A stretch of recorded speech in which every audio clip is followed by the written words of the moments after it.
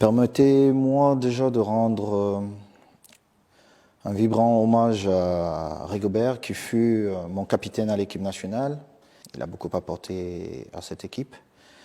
Mais les lois du football étant ce qu'elles sont, on n'a pas atteint nos objectifs et notre comité exécutif et moi-même, nous ne nous voyons pas en train de reconduire leur contrat. J'ai eu l'occasion d'en discuter avec lui. J'ai donné nos positions et maintenant il faut penser à l'avenir tout en lui souhaitant plein succès dans sa future carrière. Comme vous l'avez pu le voir, l'ascension de la CAN est tombée et notre président de la fédération, Samuel Eto'o-Fils, a été contraint de se séparer de son grand, comme on dit chez nous, de son grand frère, Manyang Rigobert Song de la sélection. C'est-à-dire que Rigobert Song ne sera plus sélectionneur de l'équipe nationale.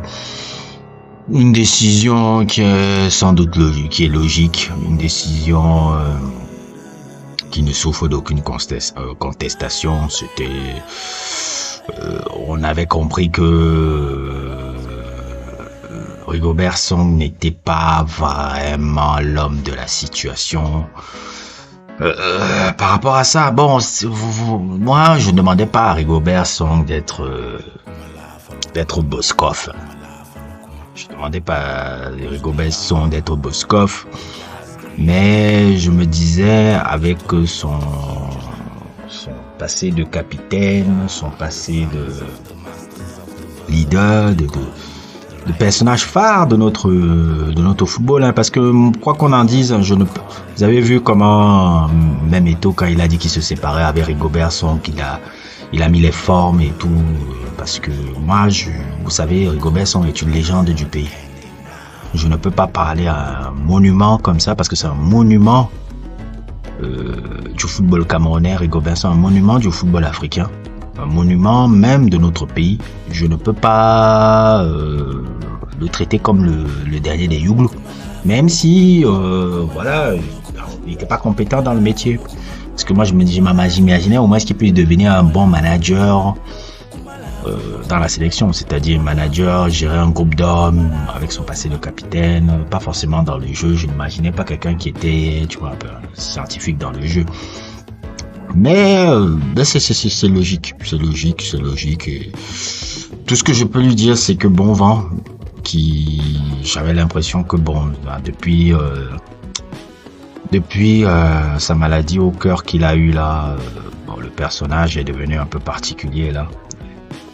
Son AVC qu'il a eu il y a quelques années là, bon, le personnage est un peu différent maintenant. Et j'ai envie de vous dire, Eto'o, Rigobert, c'est son grand. Il voulait, ça partait d'une bonne intention de le mettre sélectionneur parce qu'il voulait récompenser comment son grand l'a traité. Parce qu'il faut dire beaucoup de choses. Hein. Rigobert Song a fait énormément de choses à Samuel Eto'o. Énormément au début de sa carrière, même quand il venait d'arriver en France et quand c'était difficile pour Eto'o, c'est Rigobert Song qui a beaucoup aidé, même financièrement, Samuel Eto'o dans les moments difficiles. Quand il était en France, il n'avait pas réussi son truc au Havre, n'avait pas réussi son truc au PSG. Rigobert Song l'a beaucoup aidé, et même quand il venait d'arriver à la sélection à l'âge de 17 ans,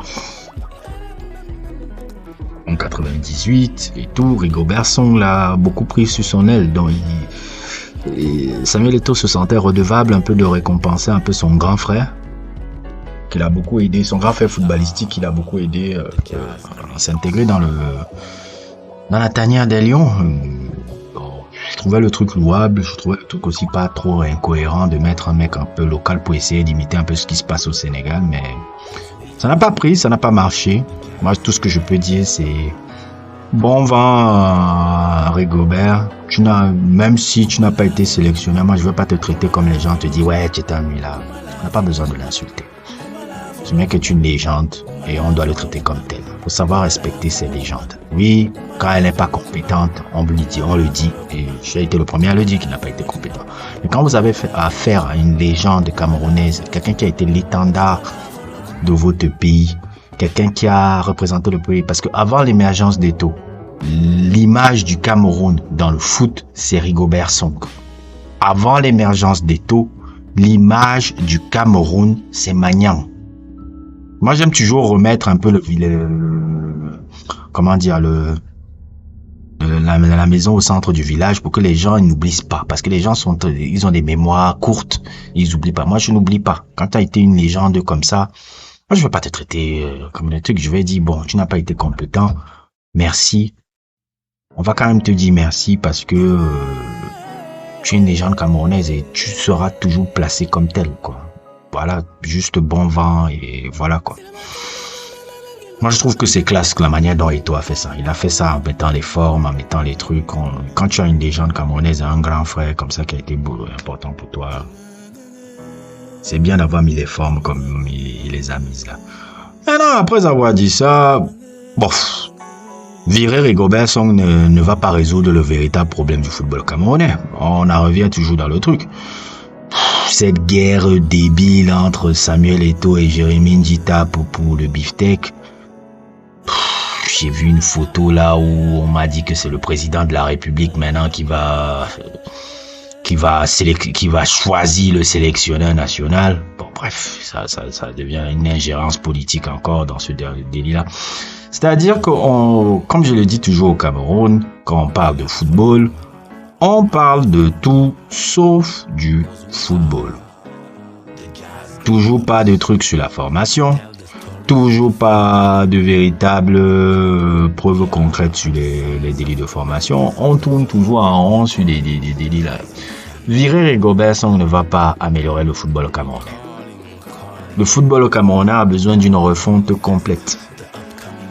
Dans sa DTN, dans sa formation, dans le type de formation qu'il doit avoir et repenser complètement le football camerounais de A à Z, le joueur camerounais. Je vais me répéter 100 fois, mais c'est ça.